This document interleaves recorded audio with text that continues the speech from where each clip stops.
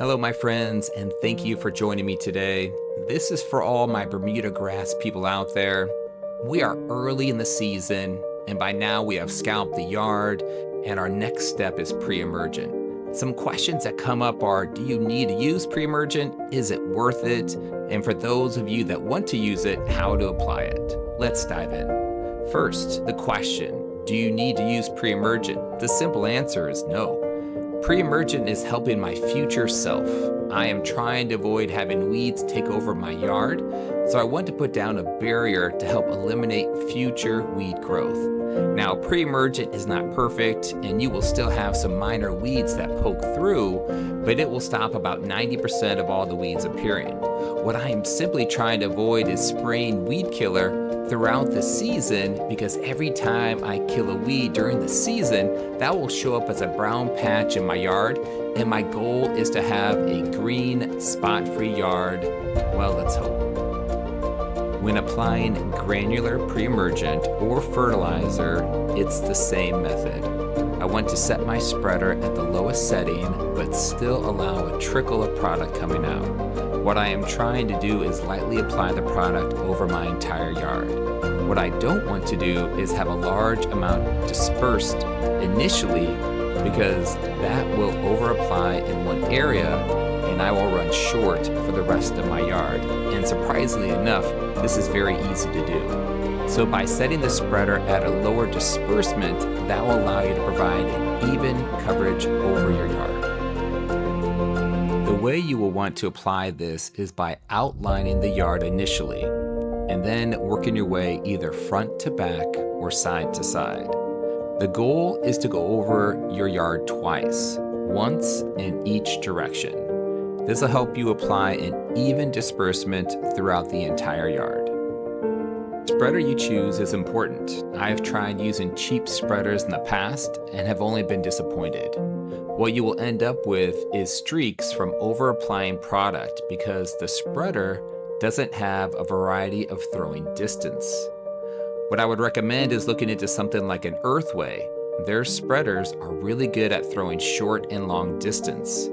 Yes, they are a little bit more expensive, but these spreaders have a long shelf life, and the whole goal is to have an even disbursement. When it comes to products, there are a variety of pre-emergents that you can use. I would recommend using Andersons Barricade. The active ingredient is Prodiamine. This is a tried and true pre-emergent. What makes Andersons different is the prill size. They are smaller with less of a powder residue, providing you a better coverage because of the smaller prill size and less of a mess because there is less powder residue, making this an all-around good choice. Because this is early in the season, I would not recommend using a pre-emergent that has nitrogen in it. This is not the time to push your yard, but simply the time to prevent future weeds. When determining how much pre-emergent to use, that will depend on your yard square footage. Here is an image on how to calculate square footage. For most part, you are simply taking the length times the width. Once you have that figure, you want to check the bag rate to see how many pounds of product you will use. For example, Andersons Barricade, I wanted 7 months of coverage, and that is 4.7 pounds per 1,000 square feet. I have 2,700 square feet, so I will take that 4.7 times 2.7, and I round that to the nearest pound. That will give me roughly 13 pounds of product for this area. Once you have finished applying the pre-emergent or any granular product, now it's time to clean up. You want to use your blower to clean up any product that was thrown to the cement. With these Earthway spreaders, they have such a wide range of throw that you will be surprised at how far some of the product may have gone. When cleaning up, I simply work my way around the perimeter, blowing any product back into the yard. With this being pre-emergent, anywhere on the yard that I can put it will be beneficial.